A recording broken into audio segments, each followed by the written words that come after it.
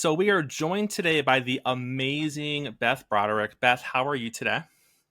I am very well, thank you. I have all the problems everybody wants. That's the best problems to have, let me tell you. Beth, thank you Right? so much for coming on the show. We really, really do appreciate it. Let's jump right into it. Before we get to Sabrina, which is one of the main reasons that you're here, because we love delving into 90s nostalgia. But before we get to that, kind of walk us through your acting origin story. Where did it all start for you? Well, my dad was an actor in college. And so he was kind of involved. He was a hospital administrator by profession, but he was involved with the local community theater. And I would go and see him in shows. And then I started auditioning for shows there when I was like 8, 8 or 9. And it just fit. It just was who I was from the very, very get go. So um, I thank my dad for it. Although they did not want me to pursue acting, they wanted me to pursue academia. Both my parents, but eventually they gave in, and it all worked out. So I was gonna say it worked out pretty well in the end, I feel. I would say, Yeah, right? Right? I like to say I was at a birthday luncheon today. I turned 64 on the 24th of February, Happy and birthday. thank you. I was at a birthday luncheon with some of my friends, and I said, the um, the the lovely thing about my life is that I am everything I wanted to be when I grew up, and that is not something everyone can say. For sure, for sure. So let's talk about Sabrina. Is it just one of those things where you receive the script, you know they're auditioning, your agent kind of sends you that direction? How did you first find out about Sabrina, and kind of walk us through like what the audition process was? They sent me the script. They wanted me to read for the role of Hilda, and I read the script and I called my agents and I said, "This is going to be a hit, and I'm going to be Zelda." And they were like, "No one asked you. Just go and do what they tell you to do." And I was like, "Okay, but I'm just telling you, it's going to be a hit, and I'm going to be Zelda." And they were like, "All right, just whatever."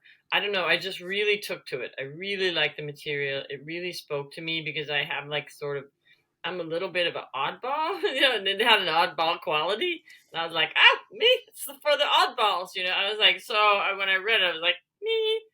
And I went in, I read for Hilda, and I just said to this entire room of like 35 people, I said, "Thank you so much for having me here, but I'm supposed to be Zelda, and I really would like you to let me read for her."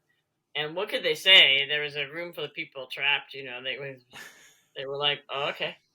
Like, so it just kind of Because worked how out that way. awkward would it be if they were like, no? Yeah, no, at that stage in my career, they weren't going to say no. They were going to say Right, like weird, right. okay. Like what are you going to do? But yeah, so that's I knew it, and I knew I would get it, and I knew it would be Zelda, and I just knew it would be a hit. And it's weird because I saw Caroline Ray from across the room at one point, and I was like, "That's her. That's my sister." I knew that too. It's just one of those weird things. So were you casted first? Was she casted first? Was it kind of simultaneous? I think it was simultaneous. Yeah. Um, yeah. I So think we're we filming the actually read show. together a couple times. We're filming the show. You said you knew right away. How did you know right away? There was just something, well, magical about it, but also it was just unique. Tonally, it was unique. It was really not like anything else on television, and I felt like it had, in addition to appeal to young people, I felt like it had adult appeal. And it did. It went on to be very appealing to adults. It became, sort of a cult hit for a lot of different groups of people. Um, and and that was because the material was, it had some complexities. The jokes were funny. The cat was hilarious, and I just had a feeling. I mean, We're gonna get to that cat. we're still a hit show.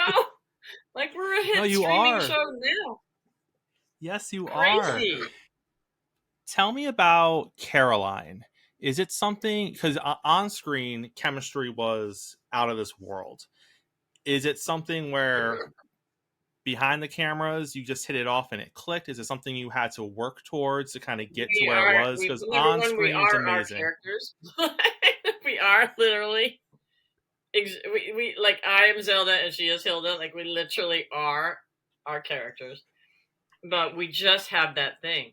We can make each other laugh until people are like, "What is wrong with the two?" Like, lying on the floor, crying, weeping, laughing so hard that we would laugh so hard that they would have to take us back to hair and makeup because all our makeup would pry it off just laughing. Like, so we just had this chemistry that we were kind of perfect together, and we call each other sisso. I mean, we're still sisters.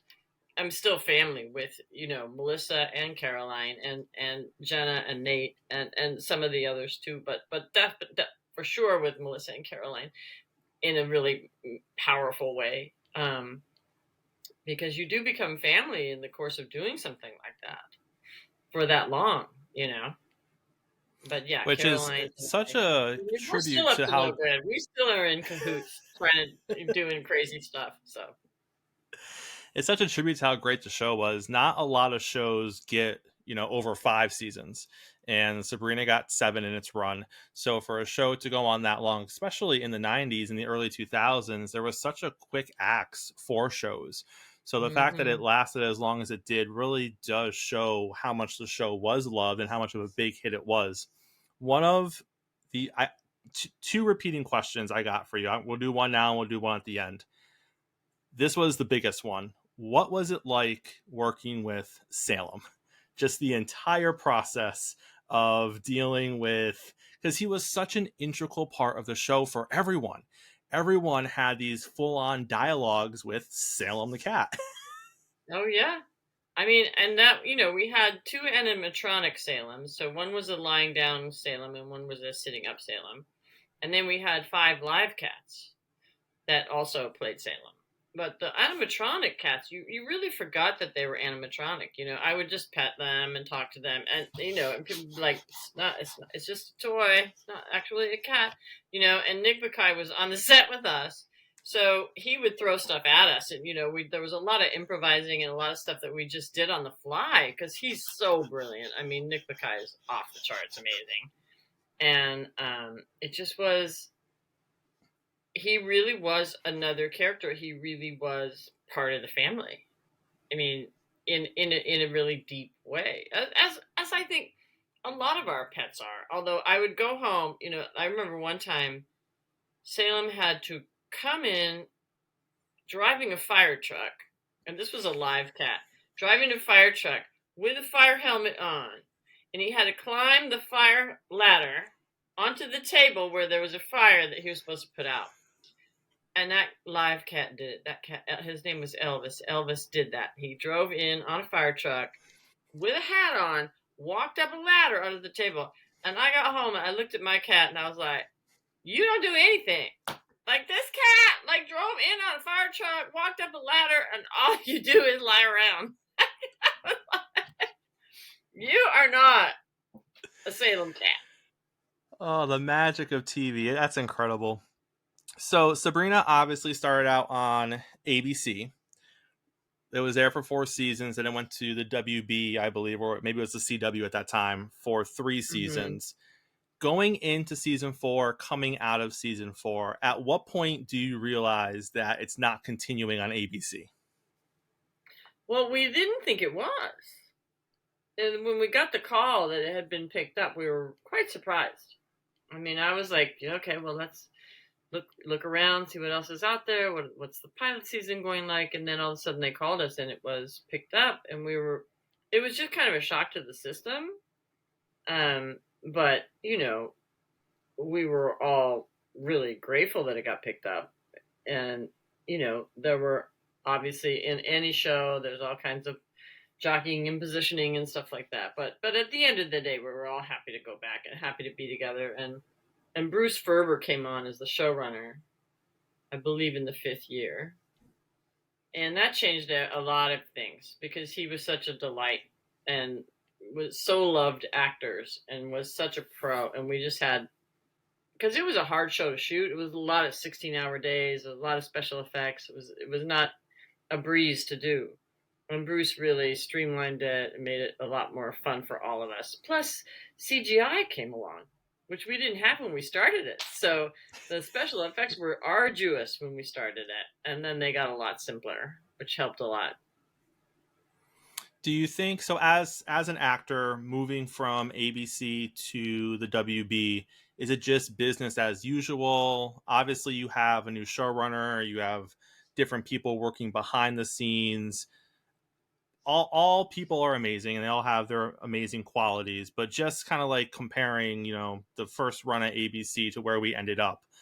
Did you feel like I there was don't a know from big the actor's difference point of or view. I don't know from the actor's point of view that you really absorb that in any kind of deep way, because the studio was Viacom, and so Viacom was who made the show, and then whoever they sold it to was a different thing, right? So we weren't intimately involved with ABC or the WB too much. I mean, we were invited to some of the parties and we did press for them and whatever, but our governing body, our production entity was Viacom. So that's who we identified with. Those were the executives we hung out with. Those were the people that were part of the family. so season 5 happens, we move into season 6. I personally love Sabrina all through all 7 seasons. People kind of vary around here. The show changed, the vibe changed a little bit, which happens when you go from high school to college. That's just the way it goes. We lost Libby along the way, we lost Harvey for a little bit along the way, but he eventually came back. You and Caroline depart at the end of season 6. Mm-hmm. When she comes back at the end of season 7, is that something you were offered to do and it just didn't work out scheduling wise? Were you kind of over being Aunt Zelda at that point? I can't really remember. I was pretty busy, so I don't really know what the negotiations were, or if there was, or if they, I mean, being the last episode, money can be a factor, and No, I I get it. don't I really get know, but it. it wasn't like it didn't hurt my feelings. I wasn't offended or anything. I was just like, yeah, that's fine. I was doing something Right. else. I'm super busy. You Still, are thank God, a super super busy. busy actress. So it was all so, good. And Caroline was there, which was good for Mel, and that was enough for me. and she played it off. I think they did something where, like, in all Caroline scenes, like you were there, you were just like in the other room. Right, right. So Sabrina ends, and you did a couple of, well, at least one of the other biggest shows of the early 2000s, which is Lost, which is Hmm. incredible because Sabrina was easily one of the biggest shows of the end of the 90s, and then Lost equally as big for the early 2000s. What was it like to be a part of Lost? It was fun. I mean, um, it was, one of those shows that people would ask me, what's going on? And I would say, I have no idea. Like, I just don't know. Like, there was, when the cast, we don't know. Like, I had read for it, and I went in, there was this beautiful scene with my daughter, who was played by Evangeline Lilly, who's a beautiful human. I love her. And it was this beautiful scene, and I looked over when the scene ended, and the casting director was crying, and I thought, well, I guess this went well. And then no one, they were like, well, you'll be going to Hawaii on such and such date. And then no one called me from wardrobe or makeup or anything. And I was like, I kept calling my agent going, shouldn't I be talking to wardrobe? Or well, maybe it's somebody who's fit me because I'm the same size. Like, I'm still the same. I'm the exact same for 40 years. And I was like, well, maybe they fit me before. Maybe they know what and so then I get to Hawaii and they pick me up and they go, we need to take you to makeup right away. And I was like, well, I think we should go to wardrobe because I mean, makeup is a lot similar. We're like, well, you don't need any wardrobe. I was like, what do you mean I don't need any wardrobe? They go, well, you're going to die. I go, I going to die? Yeah, I'm just going to go on a gurney and then die. And I was like, what? What happened to my scene? What happened to everything? Like, what? I just going to die? And they were like, yeah, we just need to do death makeup on you. And then you would just wear a robe. And I was like, and they go, but don't worry. Tons of people start out dead. I was like, okay. Like, I had no idea what was going on. I did not know the show. I was like, oh, okay, if you say so. Like, it was so shocking. So funny. I mean, I was really prepared to do this beautiful scene, and it didn't exist. So a little bit after Lost, you get to kind of reunite with Melissa Joan Hart on Melissa and Joey. How did that kind of come to be? Did Melissa reach out to you? What was that whole process like? I think my manager actually called her mama, Paula, and said, you should put Beth, you should use Beth for this. And so they made the offer. It was kind of a no-brainer.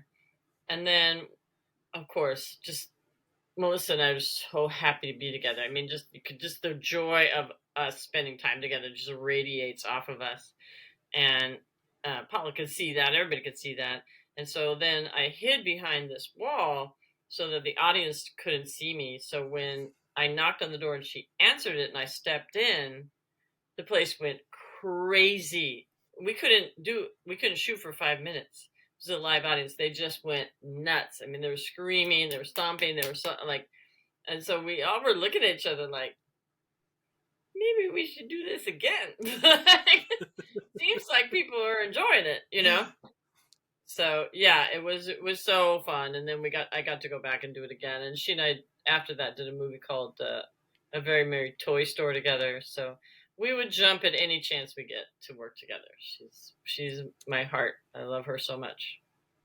And then almost 20 years after the original Sabrina comes to an end, you get to reprise your role as Aunt Zelda on the chilling adventures of Sabrina. How did all of that come to be? Because as a Sabrina fan, that was just cool. To see both of you on there Right? was a I really mean, cool well, when they experience. offered it to us, of course we were going to do it, right? Right.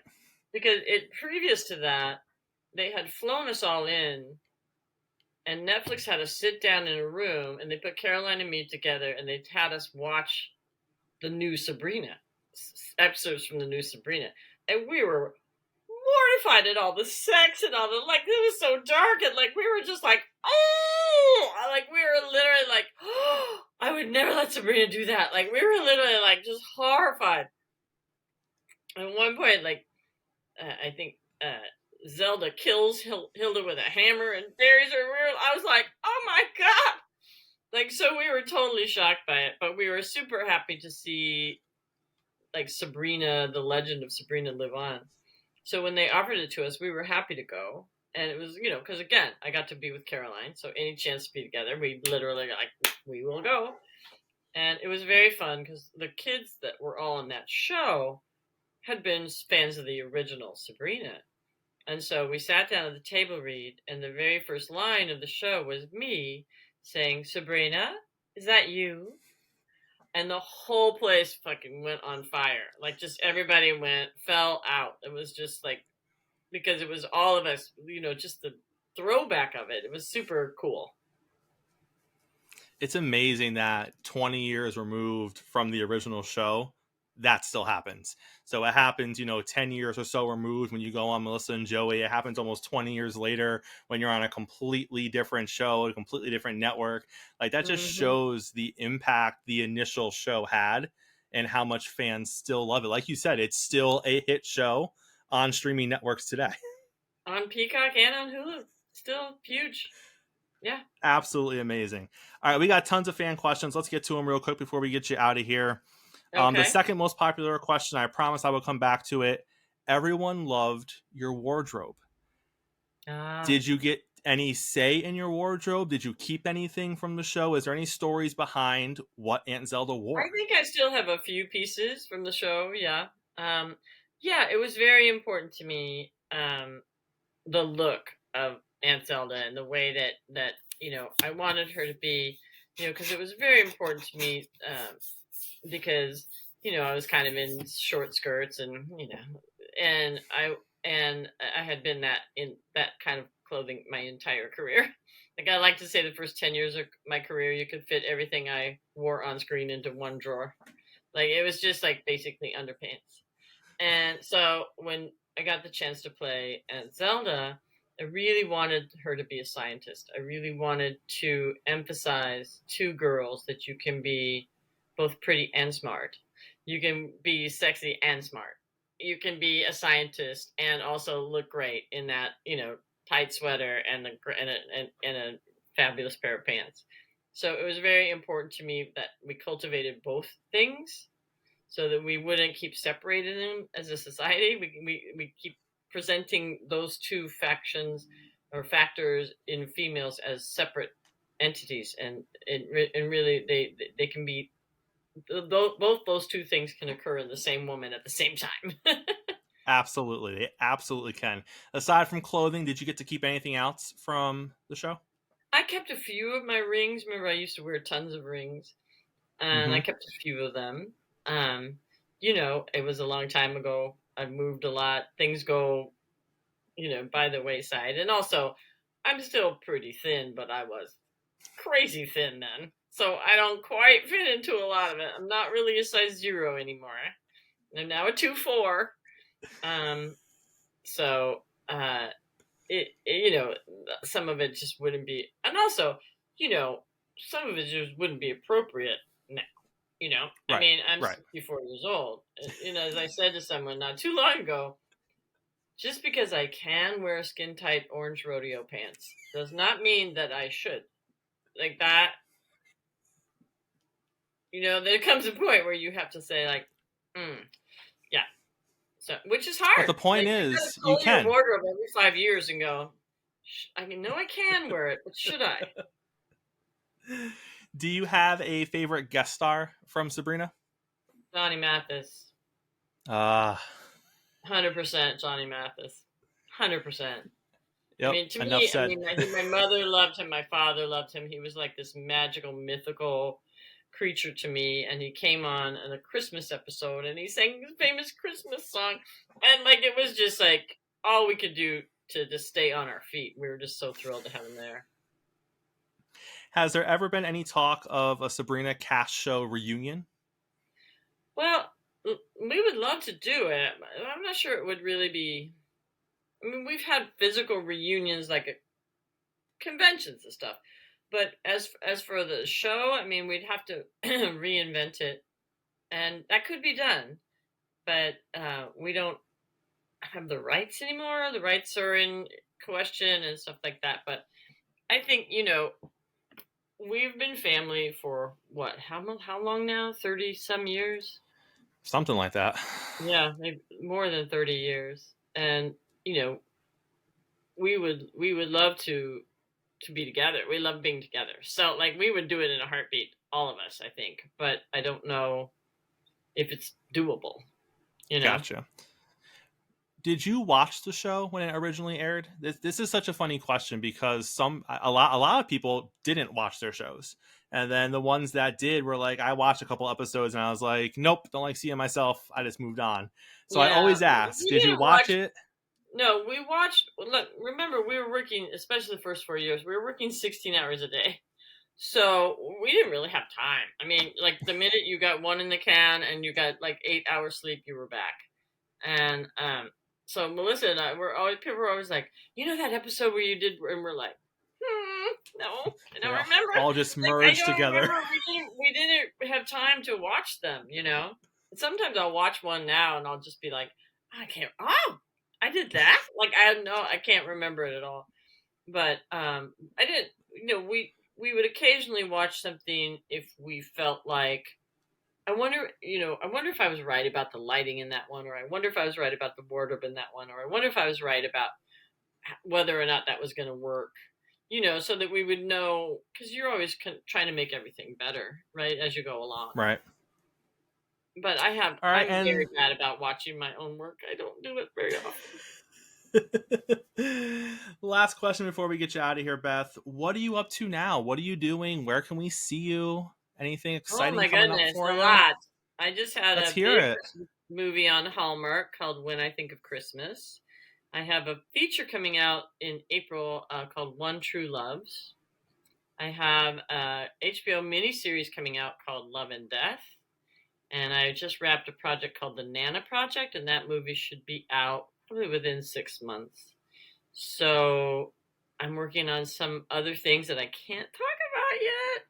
But But, that's I exciting. have a column that I write called Wit and Wisdom from a Woman of a Certain Age, and that's at bethbroderick.substack.com. And I have quite a huge following there. So that's really, I know everybody likes the apps and the Instagram and all that, but this is an old fashioned column, and it's just a Nice. chance to sort of read what I'm thinking and what I'm feeling. And again, people can go to myname.substack.com and find me there.